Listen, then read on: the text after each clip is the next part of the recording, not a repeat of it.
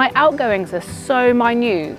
He's like snug as a bug in a rug. I close that at night. I have like my own space and my own time. Let's just go cheap but make it look cool. Like, I don't know how people could survive being a single parent, living the way you're meant to live. I just don't know how you could do that, but I found a way.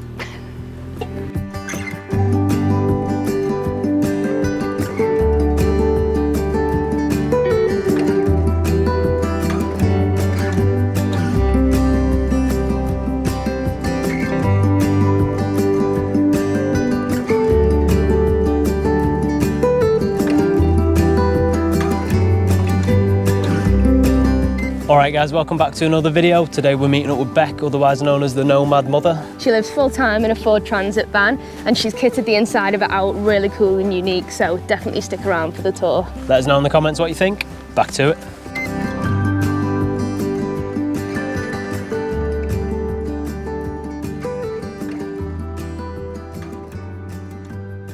So I'm Beck and this is Willow, he's my son. I live in this van. I do have a boat as well, but I love this place best, don't we?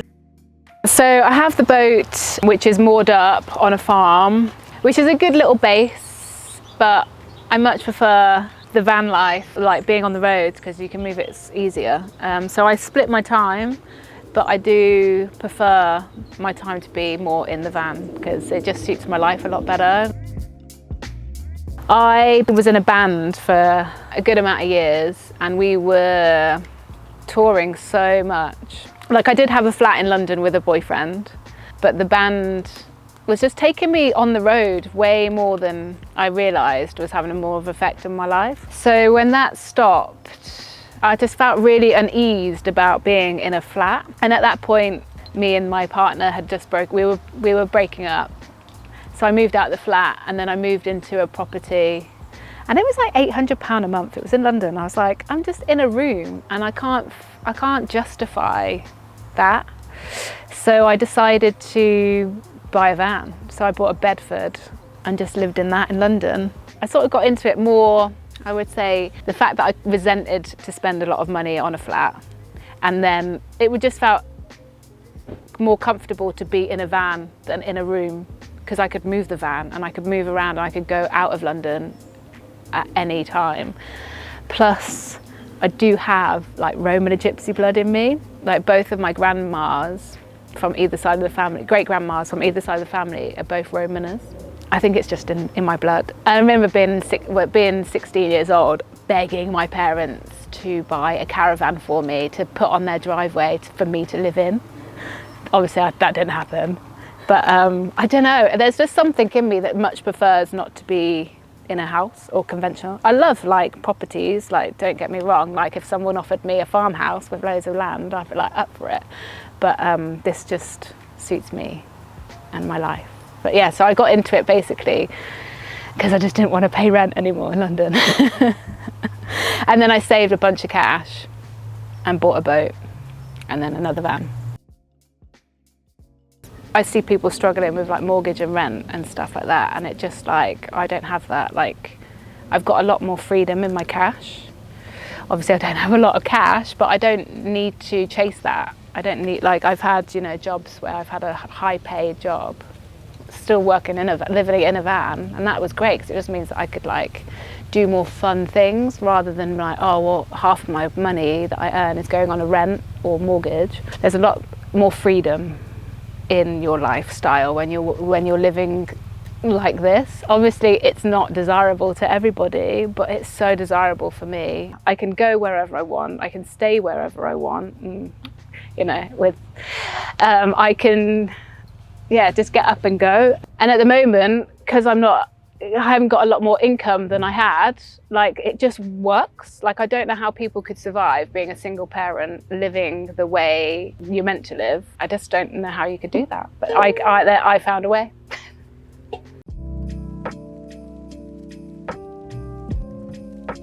So this is our van. It's a Ford Transit, Mark 6. Alright guys, just want to take a minute to talk to you about phishing. And no, that's not the type with a rod. It's a type which is a cybersecurity threat. It's where some dodgy character online will try and steal your passwords, your username and other credentials by getting you to click on an imposter link. For example, by acting as your bank or your social medias, something like that. What's the solution? Make sure you're always cautious and check the link, and also use NordVPN and their threat protection feature to avoid being phished. So thanks to NordVPN for sponsoring today's video. If you don't know what a VPN is, it's a virtual private network, and that keeps you safe and private online by hiding your IP address. So one of the other benefits is that it allows me to watch my favourite Netflix shows wherever I am, unrestricted by location. When I'm out of the country, travelling about, I can access my favourite UK shows just by changing the server. And when I'm at home in the UK and I've binge watched all my favourite shows, then I can change my server and I can browse other shows restricted to other countries. So NordVPN is literally the price of a coffee. So if you sacrifice one of them, you get a ton of value in security, protection and internet freedom. NordVPN are giving the Liberation community an exclusive deal. Get 4 bonus months on a 2-year plan by going to nordvpn.com/liberation, and the link will be in the description. It's a risk-free deal with Nord's 30-day money-back guarantee. So with the 30-day money-back guarantee, it's literally risk-free and it's a no-brainer. So get over to nordvpn.com/liberation. And with that, back to the video. It's just about big enough for us. So on the roof of the van, we have one 240 volt solar, and I'm gonna put just a tiny roof rack on the end, just to house a storage box. I can open that window and the bed's in the front of the van. So this is like my garage. So we've got his little fold down pushchair, a box full of all of my shoes, and then his car seats in the middle. So yeah, pretty sound. And then recently I've come to the understanding that it's easier to travel with the iPad on. So he watches a program whilst we're traveling, because it shuts you up, doesn't it? So I actually, when I was doing the interior, I built an L-shaped sofa that like pulled out, and that was going to be here, which is still the remains of that. But I decided that a fixed bed that was raised would work much better with with us.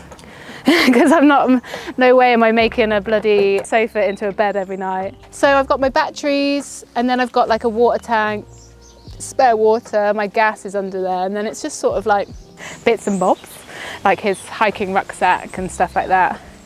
It's the shed, you know? Cool, so this is sofa with extra storage. I still need to finish the van, so I'm going to do a box that then pulls out, which will be like an extra seat. We've got the kitchen.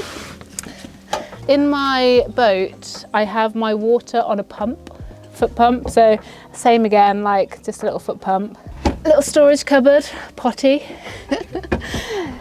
fridge, a little storage under here, shelving, and then my cooker. I chose to lay it out like this after planning a few layouts. Just it works way better because Willow can be asleep in there, and then I've still then got the functionality of like I can use the kitchen, I can like lay down, watch something or just chill while he's asleep. Because before I was going to have an L-shaped sofa and then the kitchen either side here, but that just was not going to work at all with him and me. So yeah, so I just, and like with this wall here, it like cuts it all off, and I just like put the curtain across when he's asleep. The curtain, it's like an old tablecloth. Yeah, he's like snug as a bug in a rug. I close that at night and I'm like, I just have like my own space and my own time. It's great. I haven't seen that many with this sort of layout. I know there are others. I didn't model this on anyone else's. I just modeled it on what our needs were. And at the moment it works well for us. So just got a little rail for our wetsuits. This is like the tabletop, which obviously goes in there. The diesel, I still need to box all this in, haven't finished it yet, but this is like the diesel for the diesel heater, which is underneath this section. All my electrics are behind this wall at the top. And then I've got a cupboard at the back in the bedroom with all our clothes in. Whilst thinking about like what I wanted it to look like, I also had limited budget. So I just thought, you know what, let's just go cheap, but make it look cool. All of this shuttering ply cost me like 200 quid. And it's underneath here as well. I quite like the effect. I might paint bits or like do some detailing, but yeah, I just sort of wanted that Norwegian like Scandi look, but also wanted it to be really cheap. So this is why. The best part about being in this van, like living unconventionally, is the fact that I just have more, I don't stress. Like I don't stress as much. Like, you know, my outgoings are so minute. So I don't have that stress of like, oh my God, I've got to pay this bill and this bill and this bill. And, oh, the rates are going up and stuff. Like how I figure out where I'm going to go is like, all right, so I want to see these people and these people this month. What's my petrol situation? And then I just work around like what budget have I got for fuel and how many miles can I do and who can I see? That's my best part of it, where I can just go up and go and stay near my friends or on their driveway, on their land. Like it's great. Least favourite part. Oh my gosh, do I have one? I don't even know if I have a least favourite part. I must have. Or like living like this. Oh, just the whole like, oh, you have to empty your own toilet waste. You have to fill up your own water. You have to find a bin. Like that, it's not the pleasurable bit. Like, you know, in the house you just like put the wheelie bin out and everyone does it. You turn the tap on, then you've got water. The chores are my least favourite. Before I had Willow, I was an interior designer for a pub company based in London. They had like 30 pubs around London. So I would just be based near their head office in my van. We had like a warehouse full of like broken furniture and I was just able to like help myself with that. So that's what I did for the first van. I also work for a chap called Ross who owns a company called Minor Homes. So they do tiny homes. So I'm like, I do some of their interior designing for them. And now, obviously, with this guy came on the scene, I took some time out. But now I'm trying to work out what I am going to do for cash, because my savings are slowly going. I don't want to go back into the interior designing thing in London, because one, I've done that, and two, I don't want to live in London with this guy in a van. Because I did living in a van way before I had him, and then I've always done it, I feel it just fits really easily. Like, obviously, when he gets older and we'll need more space, then I'll get a bigger van, which I'm hoping that will be next year. But yeah, at the moment it's great. Like, we'll go to sleep, I'll put him to sleep. I've got, like, I'll have all this area to myself. It's cozy in there. And like in the mornings, like if I'm in a house, obviously there's other people around, or there's just so many rooms to trash. Like in here when we wake up, he'll crawl out, play around here. I'll still be in bed like chilling. Like if that was a house, he wouldn't let me do that. Like it would be completely different. But here, we could be in here for like 3 hours in the morning and he wouldn't moan and it would be great. And then we'll go out and get up in the day and then just go out. As soon as he wakes up, he'll want to be outside. Like he'll want to be out and play. I don't know if people think that I'm mad. Maybe that's just a thing that I've got. Maybe people may feel like I am a little bit mad with a child, but no, we're warm, we're cozy, we have a great life, don't we? To be fair, my parents support a lot with the sense of like non-judgmental, especially because I want to sell the boat and my next plan is to get a big, a 7.5 ton horse box to do up, to convert, to live in. Because I'm like, well, it's the same as a boat, but I can move it. And they're like, you know, bless them, they're like, okay, yeah, great. So they don't judge, which is great. And I think that if they started to like put the seed of judgment in there, or like that it's not a good thing to do, then that would then maybe adjust my way of thinking. But because I have good support around me, I'm just like, yeah, of course I can do that. But, and also the way that I have done, the way that I've got to here today, the process, it has been like a slow journey. So now I'm so comfortable in this environment and I know I can do it. Like you know, I know where to wash my clothes, what to do. And like, you know, when the seasons change, like I know how to adjust the van or the boat to keep the heat, or, you know, just to adjust.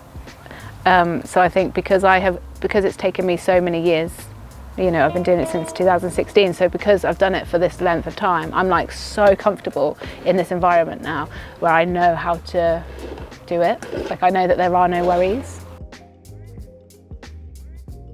Future plans for us are sell the boat, get a 7.5 ton truck. But yeah, because I'm going to do my license, so that's my future plan. Do my license, get the truck, do the truck up. So I'm going to do that from scratch. So that's like just me doing it. So I do feel like I'm going to be doing it for the foreseeable. And I would love to live in a community, but it's difficult to find your tribe without stepping on some toes or egos. But I'm hoping that one day things like that will fall more into place. But right now, I'm just going to take it daily and like do like a shorter plan than the bigger plan. The advice that I would say would be just do it. Just friggin' do it. If you had a 9-to-5 job or whatever, if you worked in the week, if you don't work in the week, you can go, right, where's it going to be sunny this weekend? Oh, let's just go there, you know, jump in the van and go. Or like, you don't have to do it full time, start part time, or, you know, it's just do it, you know, just do it. That's our advice, isn't it, Willow? Just do it. And you can do it.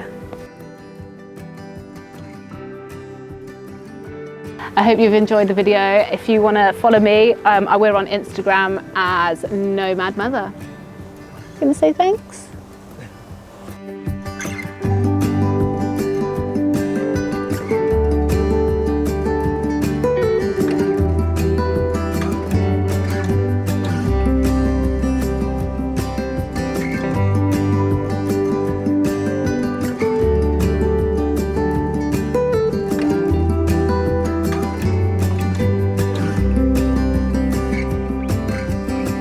Alright guys, thanks for tuning in to another video there, and a big thanks to Beck for showing us around and telling us the story.